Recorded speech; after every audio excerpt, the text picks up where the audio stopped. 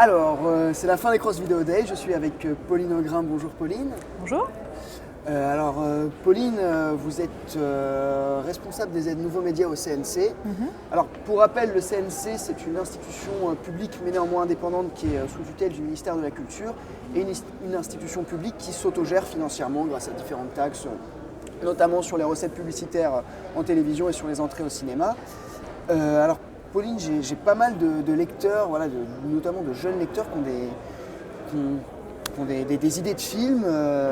Est-ce que vous auriez des conseils à leur donner? Souvent, ils veulent faire financer leurs films au CNC. Alors, il y a effectivement au CNC des accès directs qui existent pour des auteurs. On n'a pas la nécessité absolue d'avoir déjà un producteur ou que le projet soit déjà porté par une société de production pour pouvoir espérer obtenir un premier soutien financier du CNC. Il y a quelqu'un au CNC qui s'appelle Anne Tudoré, qui est au bureau d'accueil des auteurs. C'est son métier, elle a une vision extrêmement transversale de toutes les aides qui peuvent exister. Et elle est là pour accueillir quotidiennement des auteurs qui peuvent le plus simplement du monde prendre rendez-vous avec elle. D'accord, c'est super ça. Donc le CNC qui est dans le 16e à Paris, on le rappelle. Est-ce que cette dame accueille aussi les jeunes producteurs ? Aussi les jeunes producteurs, alors a priori les producteurs sont dans une démarche quand même un petit peu différente, ont déjà créé leur société. Il y a une autre personne, notamment au service du compte de soutien à la direction de l'audiovisuel, qui effectivement s'occupe de l'accueil des jeunes producteurs. Quand on dit jeunes producteurs, c'est que ce sont nécessairement des sociétés qui n'ont pas intégré encore le système d'aide automatique. Vous savez que vous êtes producteur dès lors que vous produisez plusieurs films par an. Grosso modo, vous avez accès à des aides automatiques qui vous dispensent de passer devant des commissions sélectives. Avant d'accéder à un compte automatique, il faut pouvoir d'abord faire ses preuves auprès d'une commission sélective en fait. Commissions qui sont toutes composées de professionnels uniquement, pas du tout d'agents publics ou de la fonction publique, absolument pas. Et donc là également, je peux vous donner un contact à la direction de l'audiovisuel. La personne s'appelle Virginie Rich. On a un site internet qui est quand même assez bien documenté, assez bien renseigné, où vous pouvez avoir évidemment les coordonnées de ces personnes-là. Virginie Rich, quelque part, fait aussi pas mal de pédagogie auprès des jeunes producteurs pour leur expliquer comment fonctionne le CNC et plus précisément dans le cadre de l'audiovisuel, donc plus de la télé, comment fonctionne la commission sélective du compte de soutien. Ok, écoutez, merci beaucoup. Maintenant, on va parler un petit peu plus de votre spécialité qui sont les nouveaux médias. Est-ce que vous pouvez déjà définir ce que sont les nouveaux médias ? Alors déjà, le terme ne convient plus aujourd'hui, très certainement, puisque ces médias ne sont plus tout à fait nouveaux et aujourd'hui, on est dans un monde 100% numérique. Donc, faute de mieux, on continue de parler de nouveaux médias, de web, de transmédia. C'est en réalité pour désigner tous ces nouveaux supports numériques qui engendrent des nouveaux usages. C'est vraiment, moi je le prends vraiment par la question de l'usage avant toute chose, l'apparition d'Internet et surtout aujourd'hui des tablettes, des terminaux mobiles que sont les smartphones, etc., engendre des usages différents et un rapport à l'image différent, un rapport à la consommation de l'image différent. Et partant de ce constat, qu'est-ce qu'on peut proposer comme nouvelle narration, comme nouvelle façon de raconter des histoires, toujours avec l'image animée, le cinéma, l'image en mouvement, mais aussi avec d'autres outils de mise en scène qui sont maintenant à la disposition des créateurs et qui sont ceux qui sont liés au langage spécifique du web et de ces nouveaux supports. Alors, est-ce que l'interactivité est quelque chose d'obligatoire dans les nouvelles écritures ? Alors, je vous pose la question, c'est quoi l'interactivité du coup ? Alors, l'interactivité, comme je l'entends, c'est quand le public peut interagir avec l'œuvre. Ok, parce que à partir du moment où on est sur un support numérique, web entendu au sens large, c'est-à-dire à la fois écran d'ordinateur, tablette, smartphone, l'utilisateur il est nécessairement interactif. Parce que ces supports-là se définissent par le clic. À partir du moment où le spectateur il a la faculté, la possibilité de cliquer, il est dans un rapport interactif à l'image. C'est pour ça que je prends énormément de précautions par rapport à ça. C'est difficile pour nous de définir l'interactivité. L'interactivité plus dans le sens où il doit interagir pour avancer dans l'œuvre. Voilà, ça c'est absolument pas obligatoire. Justement, je ne veux pas avoir une définition trop restrictive de l'interactivité qui supposerait qu'il faut nécessairement être dans des choses très fortement gamifiée, proche du jeu vidéo, ou très fortement contributive, très sociale, et qui nécessite qu'il y ait vraiment une interaction forte entre l'audience et l'œuvre.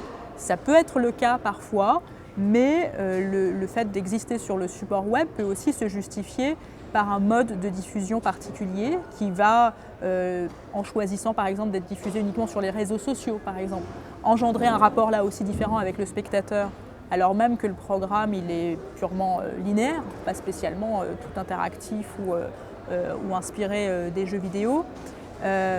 Nous, ce qui nous intéresse, c'est qu'il y ait dans le projet créatif une inscription dans un environnement numérique, que l'environnement numérique soit pris en compte par l'auteur, par le créateur.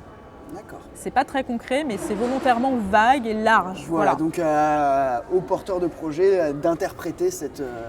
Et de trouver un nouveau langage.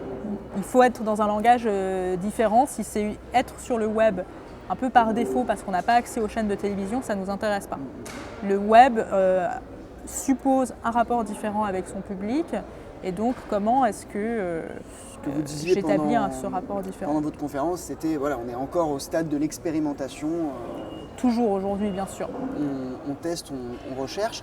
Alors, pour tout ce qui sont les web productions, entre guillemets, voilà, quels sont les nouveaux apporteurs de capitaux? Parce que, bon, il y a les chaînes de télé qui menaient ça pour les productions un peu plus classiques, mais maintenant, à part France Télévisions et Arte, qui sont plus ou moins des chaînes publiques, donc qui sont dans cette dynamique d'expérimentation, il n'y en a pas tant que ça, un petit peu Canal.